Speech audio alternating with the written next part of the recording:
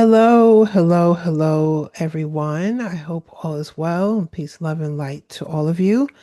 My name is Serena T. Wills. I'm the founder and owner of Divine Right Wellness, and I want to welcome you to an introduction to mindful eating, building our harmonious connection with your food.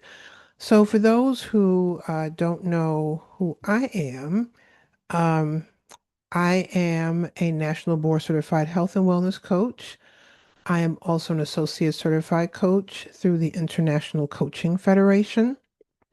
And I actually started my health and wellness coaching practice. It has now been almost 8 years.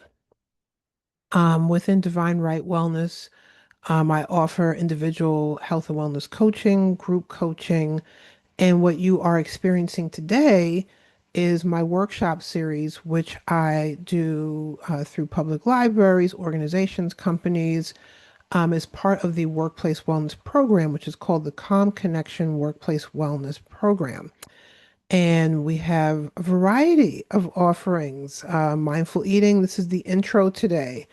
We're going to go on a little bit of a journey to see what mindful eating is, but there's a whole entire series I have created. There's sleep hygiene classes as well, stress reduction, holistic strategies for the workplace, work-life resilience, and so much more. I am a native New Yorker. I'm originally from Queens, New York, born and raised. I used to live in the Washington, D.C. area, the DMV area. I lived there for 25 and a half years. Wow. And I currently relocated down south. I am a mother. I have a 14-year-old son who will be 15 soon, starting high school next month. Depending on when you see this, you might see it later, and he's already in high school. I'm a godmother of five, and I am my sister's legal guardian. She's 36 and has autism. I'm a writer, so my artistic hat, because these classes that you're watching are replays available to collaborative members of the DC Arts and Humanities Education Collaborative. Um, and there might be other artists and entrepreneurs and business owners that are watching this. Shout out to Miss Allery Clark. Thank you for the opportunity of marketing this workshop and just spreading it with members. I was in the nonprofit field for 20 years. Part of those years is where I met Allery. We worked at the Washington National Opera together. I used to work for the Kennedy Center for the Performing Arts. So I have a background in arts education, also literacy. I used to work for Reading is Fundamental. And I worked for also after school programming to help train people to how they can start their own after school programs, how they can integrate the arts into their after school programs as well. So I have a wealth of experience in the nonprofit field, artistry, arts education. Again, I am a poet, a spoken word artist as well. Love the arts, love everything about the arts. The arts is healing. All right, so typically I do teach these classes, like I said, for other entities as well. I always have to do a disclaimer. Um, this class is for educational purposes only. Um, some places require those who log on to keep their cameras on. I'm a I'm flexible. So if you join me, later on, you'll learn more about my website, how you can look up other workshops, or when you're replaying this, of course, it'll just be a replay, but you don't have to have your camera on. But I always tell people to let me know if you need me, because the virtual world.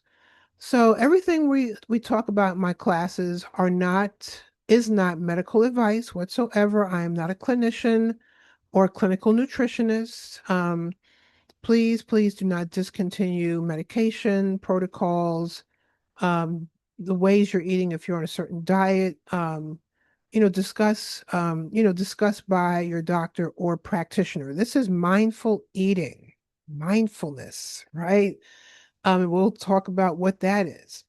So, what we're going to explore today. So, we're going to look at the way you eat, your relationship with food. Are you being mindful by eating enough? Are you eating too much, too little? The times you're eating. So, we're going to learn to build a wonderful relationship with food that will positively affect you. One of my classes I teach, I talk about developing a friendship, a positive and good friendship with food. And people that come to my class, which you are invited. If you see the link through the marketing tools that the collaborative is sending, log on to the Zoom link and come on in. I would love to have somebody here. Um, but yes, you will learn about how to develop a positive relationship and friendship with food. Do you taste what you eat? Where do you eat? Are you in a rush? Do you sit down for a meal? Are you walking around and eating? I'm a New Yorker, right? So we are the home of, and we have when you're out on the mall too in the DC area and from other parts of the country or world where there are vendors on the street, we have food trucks, people just grab their food and go. So sometimes we are just used to moving and eating. But is it good for you? Are you watching TV? Are you on your phone? Are you distracted? You get my drift. So this workshop comes to you filled with compassion, non-judgmental. All of my classes are compassionate, non-judgmental, and it's based on what you are currently eating and where you are with food, with absolutely zero judgment. It's not a class on overall nutrition on everything you eat. That can take a semester. So what else do I do? Right? I am also an assistant professor in the health and wellness coaching department through the School of Integrative Health at Notre Dame of Maryland University. So I teach graduate school courses. My colleagues who do teach nutrition can tell you nutrition 101, let's say micronutrients. That's a whole semester. And you're just getting to learn and know about micronutrients, for example, right? So we're not going to talk about weight loss here. So mindful eating can lead to it, but it should not be the main focal point. All right. So with all my classes, especially mindful eating, I love to start off with what does mindful eating not look like and versus what does it look like. So we have here we are at our desk, sandwich in one hand, hand on the keyboard, eyes are focused on the screen, and um, we're not focused. We are eating while you could be on a Zoom or you could be working on something. And sometimes when we are distracted eaters, we lose sight of how much we're eating. And we're also sending mixed signals at times, which we don't want to do. So our brain is trying to compute, okay, we're eating, but we're also paying attention here. And sometimes messages get lost in the sauce. The message between your digestive system and your brain, because those two do talk. We have here in the car, we got the ties to the side. I remember my grandmother used to have a thermos like that. You unscrew the top and it's your cup. Okay, so we're drinking, we got the food, the sandwich, what's left of it. We pulled over, we're in the car. At least he took his seatbelt off, right? And at least he's in park. I hope he's in park. Yes, he's in park. So he might be, oh, I gotta get this in, I gotta hurry up and finish this before my meeting. And some of us just we're rushing while eating. So some people, when they take my class, they're like, well, look, there's a plate of salad. That's healthy, right? Well, it's just that. It's a plate and it's filled with it could be lettuce, spinach, kale, and that's it. There's nothing on it. No lemon, no olive oil, no pumpkin seeds, no avocado. You see the kind of salad I like, right? But it's just that, and it's like, okay, I'm just gonna put something green on my plate to say I ate vegetables today. So, what is mindful eating? Mindfulness is deliberately paying attention, being fully aware of what is happening both inside yourself, in your body, your heart, and mind, and also outside yourself, in your environment. Mindfulness is awareness without judgment or criticism. Say that one more time. Mindfulness is awareness without judgment or criticism. And this is by Dr. Jan Chosen Bays. She's the author of a beautiful book called Mindful Eating, A Guide to Rediscovering a Healthy and Joyful Relationship with Food. It's the kind of book where even though it says 2009, it's timeless. So definitely check it out. The books from years ago used to come with a CD for mindfulness, exercises and meditations. I don't know if today's books have CDs in them, but I have my book with my CD. So mindful eating, we're not comparing or judging. It's an exercise of how you eat, but it's done with warmth and curiosity. We're witnessing the many sensations, the thoughts, and emotions that come up around eating.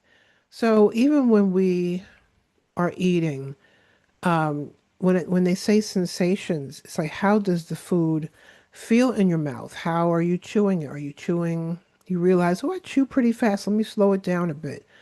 Does it feel? Do you feel a burst? Like when I eat watermelon, it's so refreshing. Okay, and I love how it feels when I'm chewing on it and swallowing it. So the sensations, the thoughts that are going through your head, are they positive thoughts? Are they challenging thoughts? And your emotions. Learning to be very present when eating and fully listening to our bodies. We are becoming active listeners. There are three levels to active listening. It's a whole other class for another day. But are we really listening to our body? Are we sitting down with our meals and snacks? And are we saying, okay, yeah, we really are sitting down with our meal? Are we finding out that we're missing the signal of when we feel full because we might be distracted. We're on the phone, we're emailing, we're on Zoom, and our body's like, hey, hello, we're full, or hey, we're not full enough, we're still hungry. So that's what we mean by fully listening and being very active, active listeners. It's a way to reawaken our pleasure in simply eating and drinking. What happened to us just putting the phone down, putting it away? Back in the day, we didn't have cell phones, right? You sat at the table and you simply ate and you enjoyed eating and drinking and engaging with loved ones. It engages all parts, mind, body, and spirit. And mindful eating replaces self criticism with self nurturing. And that's just mindfulness it's all around. We start to replace and we start to repave those neural pathways that are in our brain that's critical and judgmental, the negative self-talk, and we start to replace it with that good old self-nurturing that we need. We're healing from the inside out versus the outside in because yes, we have to work. We should work out, go to the gym, pull out your yoga mat at home, stretch, take a walk. If you can't walk, roll, work out the arms, do something, right? And even people don't think about their chores in their homes. That is working out.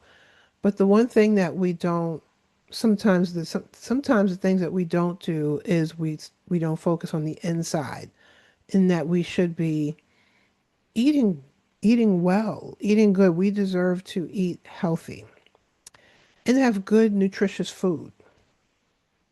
So here's a picture. So we started off with what mindful eating doesn't look like, right? This is what mindful eating does look like. So we have that salad.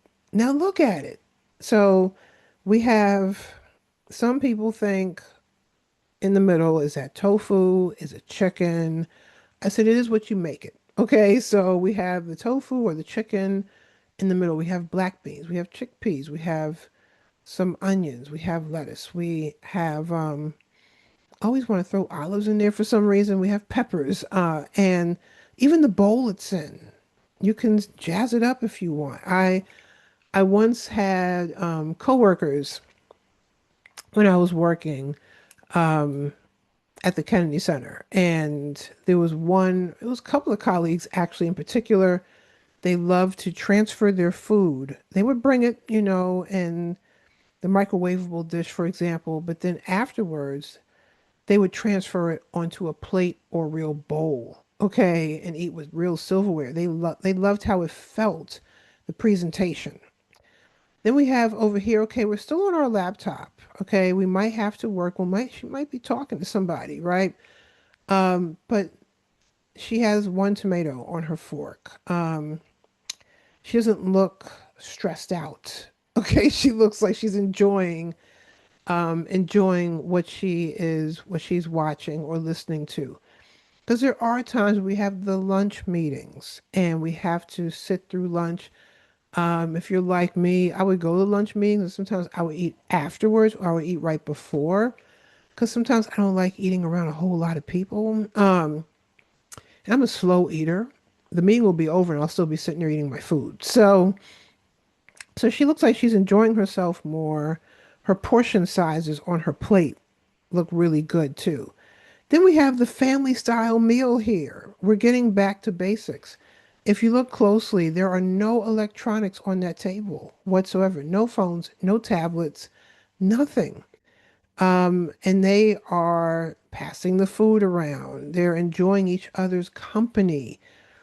And there's a mindfulness there that's we're missing in today's world. We got to get back to that good old family style meals.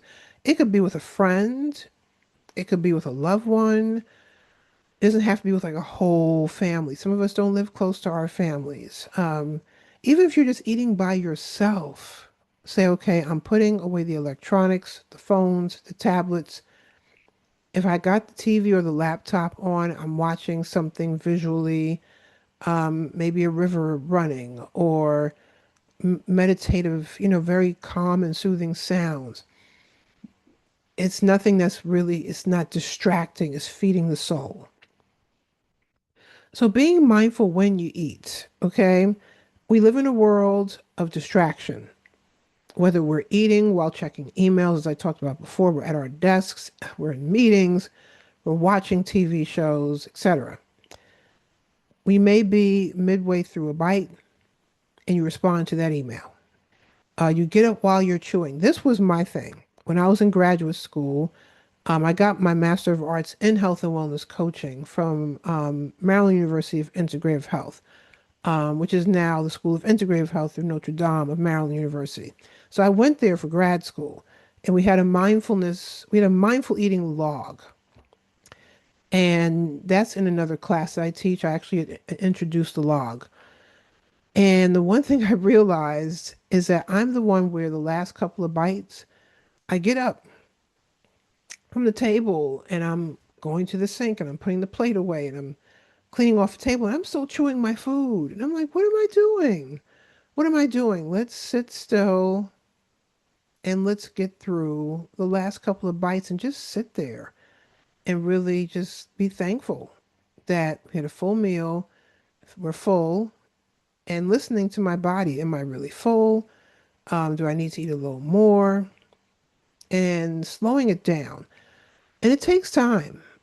Building up a mindfulness practice takes time. And then we don't thoroughly enjoy our food. Listening to the internal alarm clock in your body when you go too long without eating. We sometimes try to push the envelope to get things done, and now our body really needs to eat. It's screaming for attention. I've had people come to class and they say, well, what is it when sometimes you eat and you physically feel full, but you feel like something's missing? And a lot of times that is called cellular hunger. And we talk about the seven hungers as well with mindful eating. And there's a cellular hunger. There is a hunger where the cells are like, okay, you ate a bunch of food, but we're still hungry. Um, it might be your body is depleted of certain nutrients. So, for example, kale is my jam. Um, and salads, I know that we have to be very careful now with what we're going through. But I love greens. So, finding greens that I can eat because my body absolutely loves salads and greens and avocados and the greens for me, the green foods is my jam. And when I eat it, my body is completely happy. That and then my body loves watermelon and eating at certain times of the day. So that's why sometimes you might eat food, feel full, but you're like, I'm missing something. You might become, your body will also tell you, you might become sluggish later or bloated or even gassy, especially if you miss the internal alarm and you overeat. Okay, so now we're still eating. We're eating popcorn is a good one. There was a whole research study done on eating popcorn in the movies. And, those tubs are really big. They do that on purpose because they know once you are locked into the screen, you're not even cognizant of how much popcorn you're eating. And that's why people are like, oh no, I need the big tub because I always go right through it. If we were mindfully eating popcorn, we're not going to eat that big tub of popcorn. So missing meals can be very detrimental. You're pushing to get that project done, you're skipping meals. And then some also may start to crave foods. Some may crave sugar, especially when you're stressed. Some may crave salt. Some may crave crunchy foods. And, chips, for example. So you may want sugar, but your body doesn't want it. You may want those salty chips, but your body's like, please, no, not today. But that's a whole other workshop about cravings. But that's some of what, kicks off cravings and then stress overall. We are living in some highly stressful times. We go to what's comforting for us. So, again, we're starting to learn more about our relationship with food, our friendship with food, but also how to be non judgmental. So, growing research suggests that distraction while eating prevents a person from enjoying the bite in the mouth, which is coined mindful eating. This innocent behavior has been linked to overeating, stress, and increased anxiety. Now, this is from what was the Center for Mindful Eating. Unfortunately, they are now defunct as of recently. They were an organization, they were around for years, y'all, years. And I'm pretty sad about that, but I did a great deal of research through them as well and learned that, like, okay, learning more about the bite when it comes to mindful eating. The benefits of mindful eating. So it assists with digestion and any digestive issues. When we start to slow things down and we start to see how we're feeling, what we're feeling, when we're feeling, oh, okay, I'm starting to feel full. Let me slow things down. Let me give myself a few minutes before I take another bite. Um, we start to balance our diets more. We're not on a diet per se.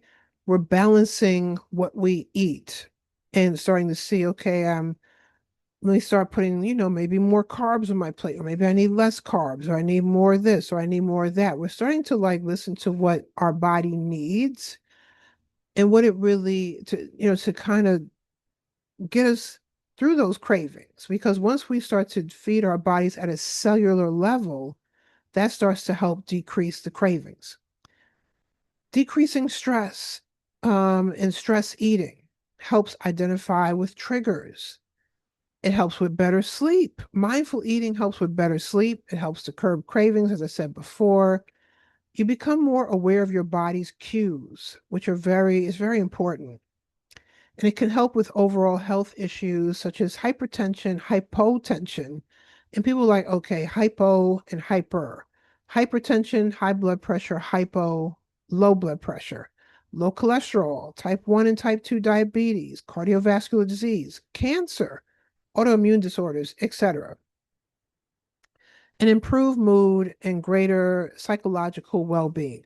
Now, I can say also from a standpoint of being someone with a chronic illness, I have chronic Lyme disease, and I had to really change what I was eating drastically. But then when I started to learn more about mindful eating, and I was looking at the times I was eating, if I was, that's when I realized, okay, I'm a naturally slow eater. I've always been a slow eater, and it's fine. I really enjoy my food, okay? But I realized, okay, my body doesn't do well when it's under pressure. So hence the lunch meetings. I'll go to a lunch meeting and I might be wrapping up lunch. Okay, I'm going to bring my little bowl of watermelon or what have you. Or if the meeting's early enough, like I'll wait till afterwards because I really want to sit and enjoy my food without rushing. And my body thanks me even more. It was something about that switch with Lyme disease. I had to be even more mindful of everything I do. So this also comes from the U.S. News and World Report and also Harvard University research. What are the seven hungers? I talked about seven hungers earlier, right? So the seven hungers um, has been discovered through mindful eating and mindful eating research. So we have the eye hunger. The eyes can be bigger than the appetite. Uh, if you're from a place like New York or just a place that has bakeries, in the window and it has all the stuff in the window, the eyes start to talk to you. You might have already eaten. You might already be full. It might, oh, I want that. It's the eye hunger. The nose hunger. Ooh, what's that smell? It smells so good. I used to live in Alexandria, Virginia, and by us, we have Route 1 and you have Route 7, Leesburg Pike. There's always lots of restaurants on those major routes. So for you, whatever avenue it is, whatever street it is, the smells and that nose hunger starts to kick in. Mouth hunger. You take that first bite and you want so much more. And even after you're done, you're like, oh no, I'm going back for seconds. That's the mouth hunger is so satisfying to the mouth, which is great. We want the mouth to be satisfied, but we also want to balance what's on our plate to balance out that mouth hunger.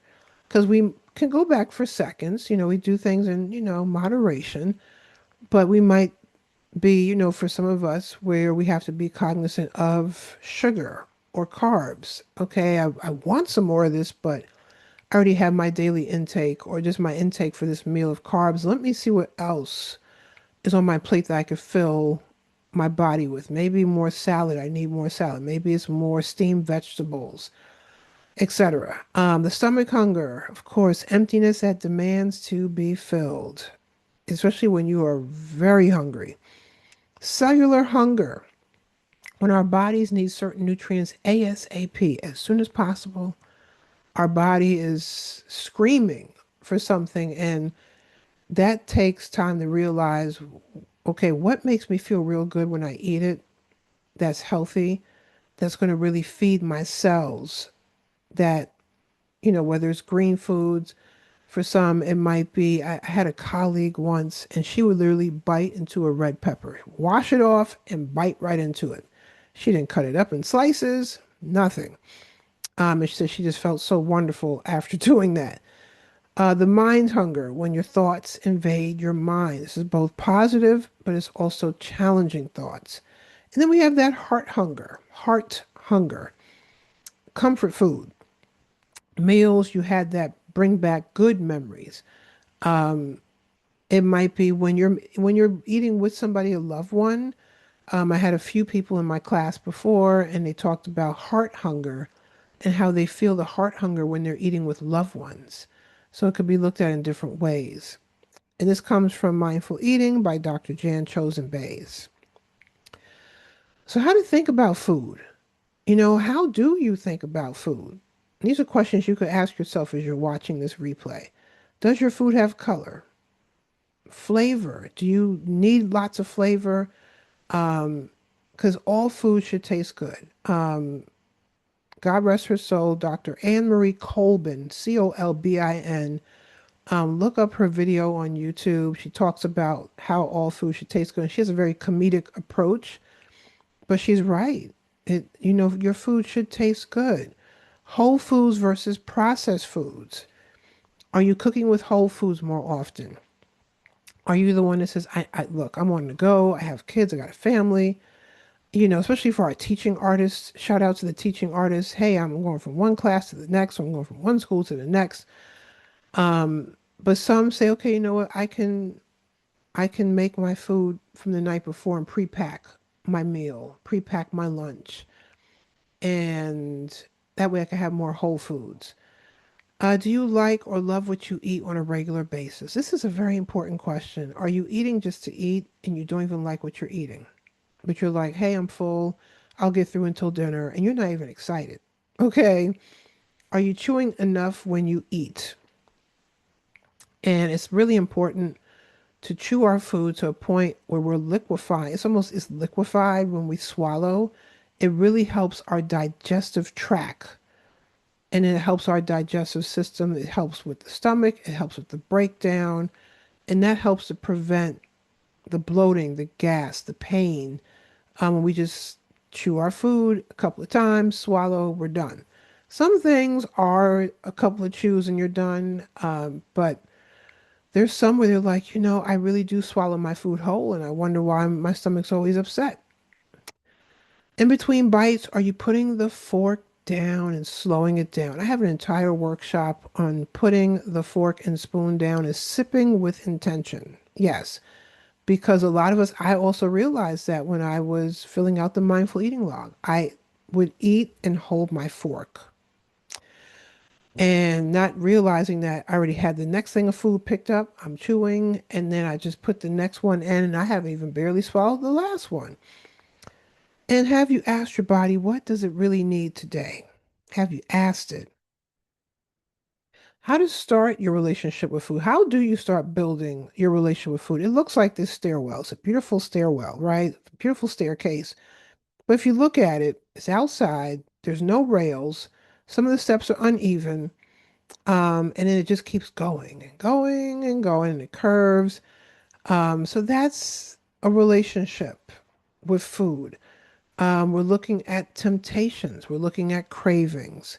We're looking at our body posture while we eat. Are we sitting up? Are we in a position where our food can go down and digest well? I'm one of, I have my mom adopted two of my sisters. One passed away some years ago, and she had a lot of medical conditions. She had a feeding tube, and even though she could not walk, even when she was being fed through the feeding tube, they made sure to sit her up so the food could digest properly. So this goes across the board. Looking at your body posture when you're eating is very important. You chew your food well. Do you chew it well? And then you can start to observe that. Okay, I chew my food. Do I chew it well? Okay, let me track that. You want to also look at your relationship. Are you judgmental when it comes to eating, or are you coming to from a place of no judgment? And that's the building of a relationship with your food. You want to switch gears and say, I don't want to be judgmental. Positive habits take time. They take more time than it does to create challenging habits. They call them bad habits. I call them challenging. So a good practice exercise for you before eating, ask yourself, am I really hungry? Will this nourish me? What do I really need right now? And sometimes just sit with yourself for a little while. I remember I used to pack my lunch when I used to work outside, in an office. I'm now remote. And I would say, I'm looking at my lunch. It looks great, but I'm missing this. And whether it was a sweet potato, something, a potato, cucumbers, something. And I would say, okay, let me see if I could find somewhere. I used to work, one of my jobs, we had basically a cafeteria of sorts. So I was able to go get that. Um, then there's an exercise for after eating a meal. Release the meal before wandering back for more. Listening for feedback from your body. That's part of the release. Are you satisfied? What else can you do that's enjoyable? Because some realized I'm just going back to eat because it's comforting. It's temporary comfort. I don't want to think about the next thing. And what can you do in its place that is enjoyable? And it could be writing. Like I said, I'm a writer, I'm a poet. It could be a puzzle you put together. It could be music you're listening to. Think of what you can do versus wandering back for more, even when you feel full. It's like, well, I'm full. Why am I trying to wander back for more? And then there's mindful eating meditations, which we will talk about later. And this comes from a great book, another timeless book, Nourishing Wisdom by Mark David. So, do you like or love to cook? Do you cook because you have to? There's a difference between, oh, I love to cook, or, I really like cooking, or, all right, I'm cooking because I have to. I have to feed myself, feed my family, and I'm cooking. Okay, so when you cook, do you consider yourself remember that show, America's Next Top Chef, or do you cook because you absolutely need to? Do you enjoy it? She looks like she enjoys it. She's cutting up her food. She's got, we got some kale over here. We got some, I don't know if that's vegetables or green beans in the bowl. We got oil. Look at the background, all the things. But she looks like she's enjoying. Part of mindfully eating is to be just that while cooking, being mindful. I was the one where I would put something on the stove and wander away and wonder why I come back and stuff is overcooked. I had to be more mindful. It's still a practice. It's still a habit. I'm getting better at it where it's like, okay, if I'm moving around, let it be in the kitchen. Do not wander away from the kitchen. What's your attitude towards cooking that day? How do you want to season your food? So let's go back to attitude. Did you have a rough day at work? Okay, did you have a rough day in that class? Are you trying to book or have a meeting with somebody and it's just not happening, or did you have a challenging meeting? So we want to be careful of the energy we put into our food when we're cooking. How do you want to season it? And how do you want your food to taste? Are you looking for color? Some people love color. So are you looking for that? And where in your home do you eat, or where at work do you eat? Or if you're on the go, where are you eating? Are you eating in your car? And if you're in your car, no judgment, of course, no judgment. Are you still? Are you driving? Are you able to pull over and say, let me just pull over for 15 minutes or 20 minutes and be able to just eat? So just start to look at where you're eating. So a big question is, what does grocery shopping look like for you? Are you looking like just totally unenthused? I'm here. Let me just get what I can get. Let me just get what I can afford. And even, talk about budgets. Oh gosh, let's not even talk about the grocery shopping bill. But it's like, let me just get what I have to get just to go home. I am over it. Some people feel this way even with Instacart. They just want to, oh my gosh, like let me just put some food in the cart, press, yes, submit, and have it delivered. Or are you the one that takes their time? You're looking at the fruit. You're looking at how it feels if you go inside the grocery store. There are just certain things I don't like buying online. I like to go in the store and get it. And that's fine. It's fine. So see how you approach even grocery shopping.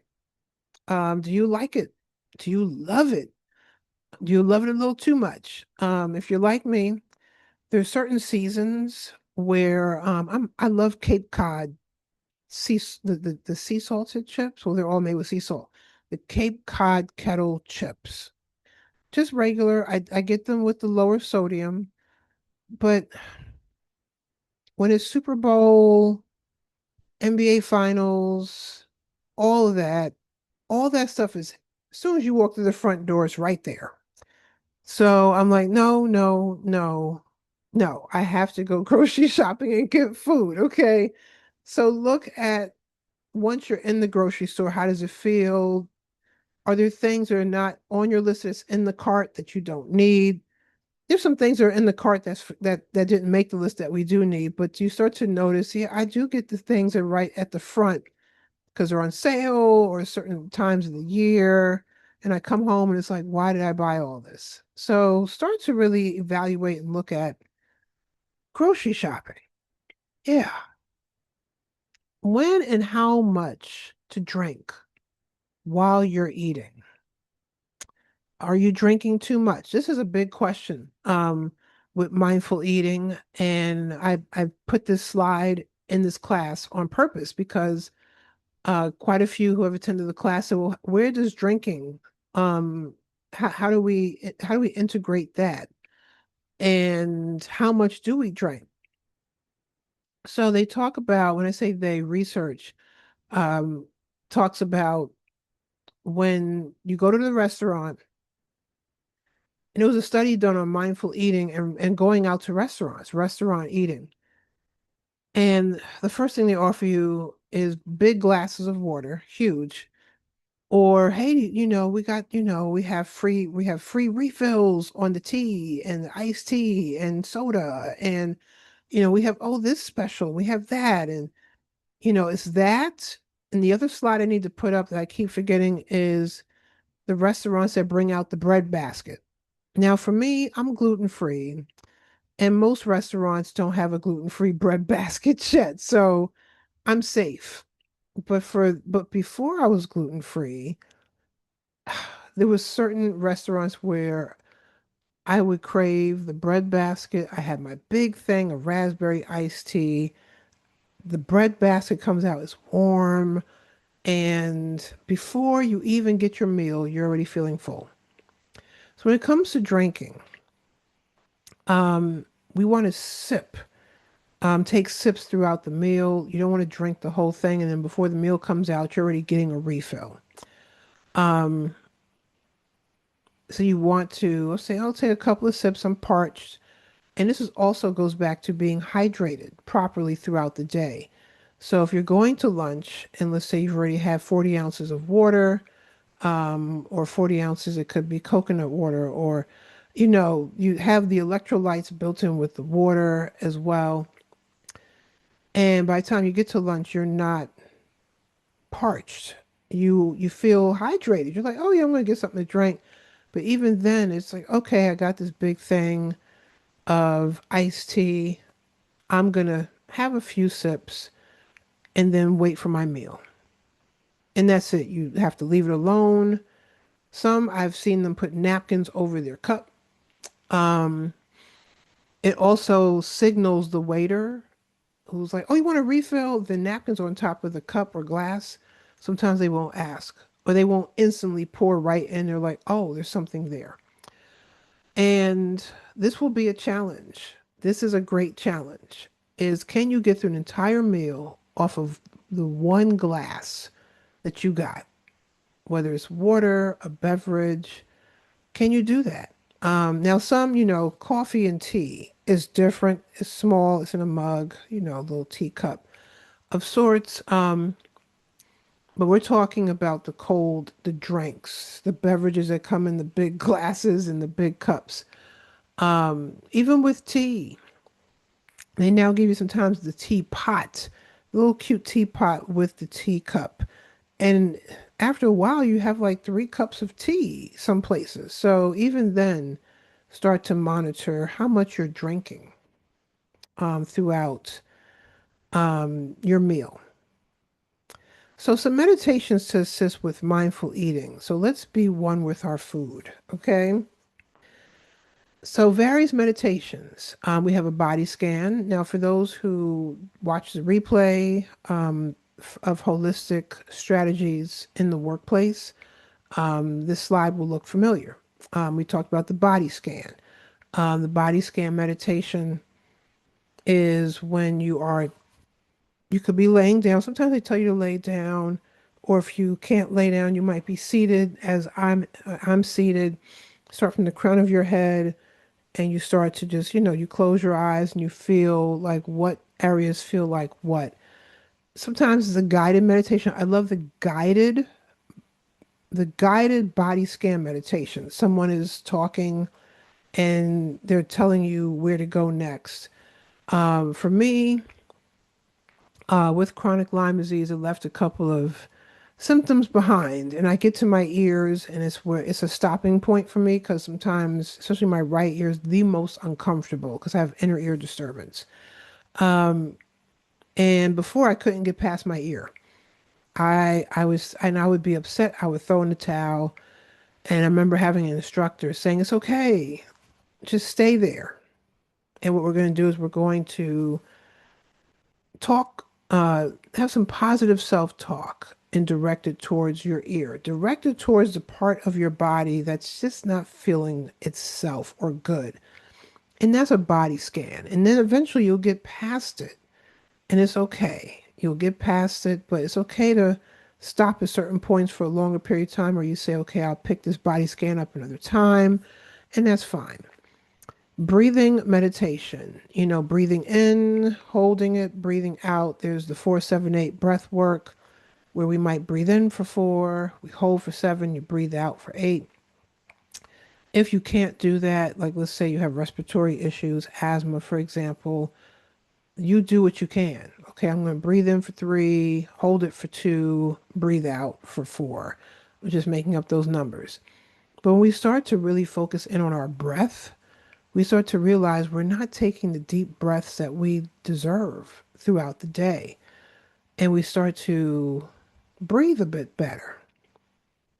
Mindfulness meditation on the body with gratitude. So we have gratitude meditation. You could be grateful for your food. You could be grateful that you're eating. You could be grateful for the time you're eating, that you took a time out. You could be grateful for the lessened distractions.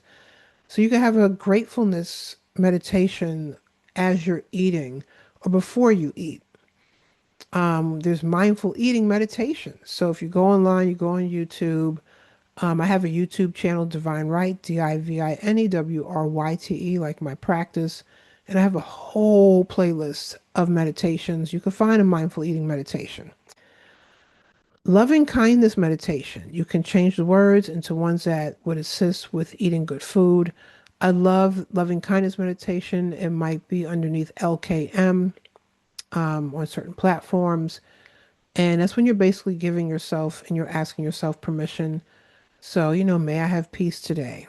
May I have, I don't say have joy today. We have joy, but we have to learn to activate it. So may I activate my joy today? May I may I have a good meal today? May I enjoy my meal today? May I enjoy the company I'm in with eating today? May I be mindful while I'm eating today? So it's the may I's. And you're doing it from a place of loving kindness. Right? That's why it's called the loving kindness meditation. So you're coming at it from a place of that, a place of peace, a place of sometimes forgiveness. Because you are realizing with your relationship with food and how you're now creating this new friendship of sorts that there was once a time where you looked at food differently. So now we are coming at it from a place of loving kindness. And then there's mindful yoga for the yogis out there. Hey, we do have yoga practices. Some people like to do it, of course, before they eat. That helps to settle their mind, their body, their digestive system to prepare. And then after they finish, they feel hungry. They feel the cravings might have gone away. They want to eat what they need to eat. at a cellular level. So, you can also look into that. So I love ending my workshops with a quote, an affirmation of sorts. I love how he just looks. This is how you want to look when you're eating. You are enjoying your food. Okay, you're enjoying it. So mindful eating is self-care for your mind and body. You are deserving to have an empowering and loving relationship with food that is healthy and satisfying. We all deserve optimal wellness, and part of that is being mindful, one fork and spoonful at a time, and one sip at a time. So, typically, this class would be a bit longer when I have people online with me in the questions and aha moments and, oh, wow, yeah, that's how I have approached food. Sometimes it could be emotional. There's one particular class where we talk about identifying triggers. And sometimes that class gets a little emotional because we look at cravings, the triggers, and sometimes those triggers are very emotional. But part of it is recognizing the trigger and not saying I'm going to get over the trigger, but how do I work through it?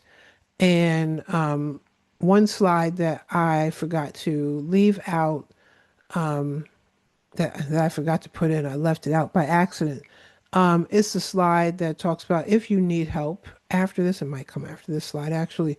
It's okay to get a health and wellness coach. It's okay to seek therapy and counseling because some people start to realize the emotional ties that they have with food and that it's a challenge and they need more help with it. And that's fine. There is help for you. You do not have to do this alone. So great resources. The Mindful Eating Questionnaire by Fred Hutchinson. Look that up. It's a great, great questionnaire. It's like 3 pages, but it goes by pretty fast. And it helps you to see where you already are or what areas you'd like to work on. It's two great videos I talked about. Dr. Anne-Marie Colbin. It's called Good Food and How to Think About It. It's a TED Talk. It's amazing. And then by John Kabat-Zinn, he has a 60 minutes interview on mindfulness, which is incredible. I would love to go to one of his retreats. He has a mindful eating exercise with a raisin, and how to slow things down with a raisin. There's lots of great books and articles out there. I talked about the books already.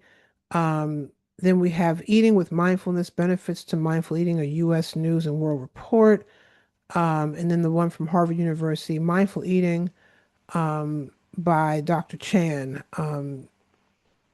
Mindful Eating, Harvard University by Dr. Chan, School of Public Health, 2020. And then, okay, I have to take that link off. Unfortunately, the Center for Mindful Eating is no more, but they do have, there's pieces online if you Google them. There are like the brochure and there's certain research that they did do that can help you.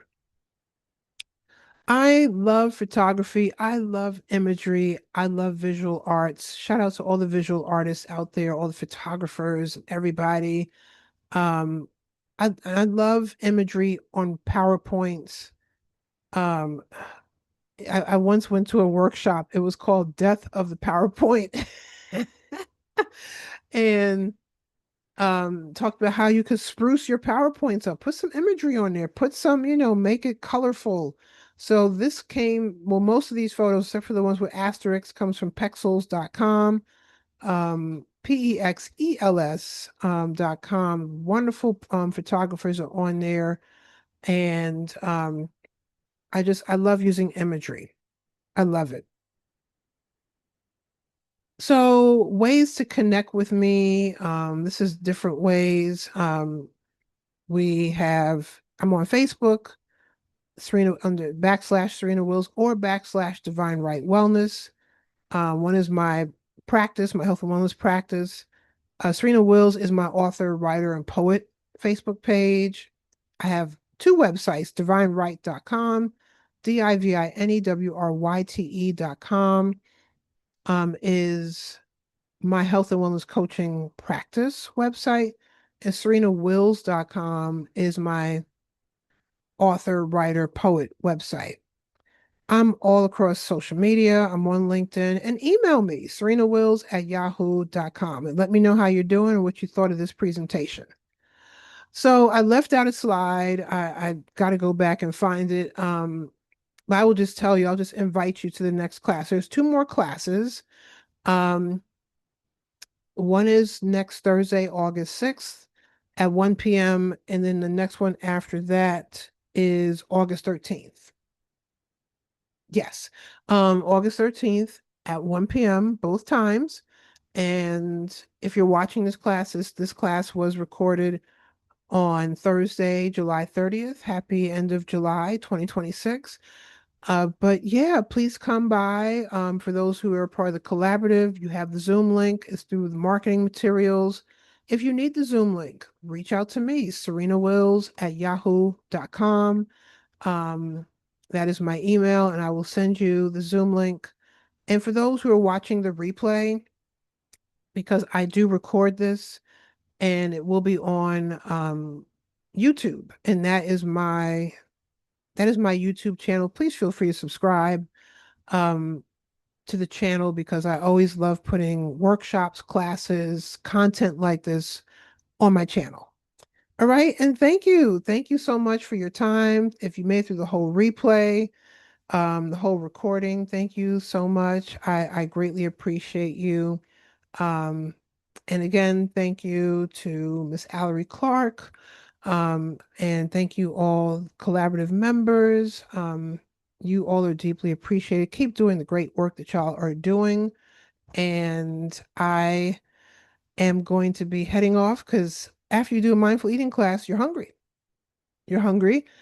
So yeah, that is my time for today. I hope to see some of you next time. If not, enjoy the replays. Email me with questions, drop comments in YouTube. I'll read them and respond. And take a care and bye for now.